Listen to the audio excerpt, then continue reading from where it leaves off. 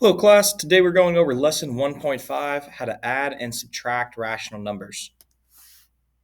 Alright, so to start off here, we want to demonstrate using additive inverses how to subtract these integers. So the first one is 2 minus 6, the second one is negative 1 minus 3, and the last one here is 4 minus 1. So go ahead, try this out on your own, and then I will quickly go over them here. Alright, so hopefully you had a chance to get these done here, if you probably paused the video. So this first one here, remember, we're going to keep the first number, we're going to change to addition, and then we have to substitute with our additive inverse. So what is the additive inverse, or opposite integer of positive 6? It's negative 6. So then 2 plus negative 6 would be negative 4. Next one here, we keep the first number, change to addition. The opposite of positive 3 is negative 3. Two of the same sign here, so I'll add them together. 3 plus 1 is 4, and we got a negative. This last one here, 4, change it to addition, plug in the negative 1, which is the opposite of positive 1, and then 4 plus negative 1 is a positive 3. So the reason we wanted to quickly go over this here is when we're going to be subtracting rational numbers, we're going to do the exact same process, except now we're going to include rational numbers instead of just integers. All right, so our goal today, in this lesson, we will use what we have learned about adding integers and apply that to rational numbers as well. All right, so let's start with some examples here. Let's do 1 and 1/2 minus 2 and 1/2.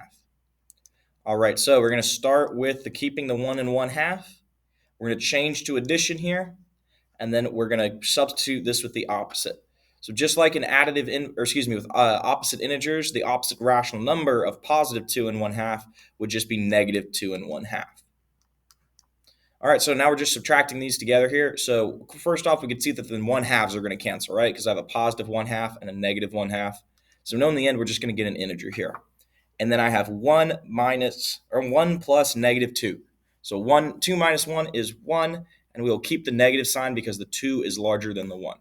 All right, so we get negative 1 when we subtract these here. All right, how about this one here? We got negative 2.5 minus 5 and 6/10. So plus negative 5 and 6/10. So notice here, we got two different types of numbers, right? I have a decimal on one side, and I have a fraction on the other. So what we're going to have to do on these is we're going to have to convert them both to the same thing here.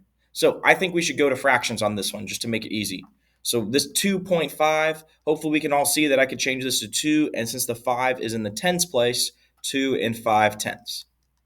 And that'll be plus negative 5 and 6/10. So notice we have the same signs, right? Both of these are negative, so we're going to add them together. So let's start with the fractions here. We have 6 plus 5, that'll be 11/10. And then negative 2 and negative 5, that'll be negative 7. But that looks a little messy. Let's convert that fraction there. So 11/10, we could just bring out 1 out of that there, right? And we can make this 8 and 1/10. All I did there was just convert the fraction 11 over 10 to 1 and 1/10 and then added it on there. All right, let's keep this train rolling here. Okay, so our next example is negative 135.4 plus 78.5. So it looks like I gave us an addition problem here.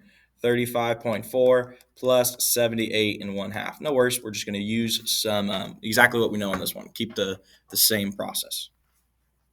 So I have negative 135.4, and then I'm going to convert this here to a decimal. So we'll do 78 and 0.5. Because 1/2 and 0.5, that's one of the ones we should all know there. Those are equal. All right, so we have numbers with different signs here, right? So I have one negative number and one positive number. So we'll just add or subtract these together here and then keep the sign of our larger number. So I'm going to write this down here just to make it easy. All right, so can I subtract 5 from 4? No, so we got to borrow, right? We'll make this a 14, and we'll turn that into a 4. So 14 minus 5 would be 9. So I get a 9 right here. Our decimal place goes down. Now, can I subtract 8 from 4? No, I cannot, so I got to borrow. So I'm going to make this a 12, and this right here will be a 14. So 14 minus 8 will give us 6, and then 12 minus 7 will give us 5. So I get a negative 56.9. Alrighty, everybody. I'm going to have to pause the video here because I'm running out of my 5 minutes, but go ahead and finish up watching this, and don't forget to take notes on the other one as well.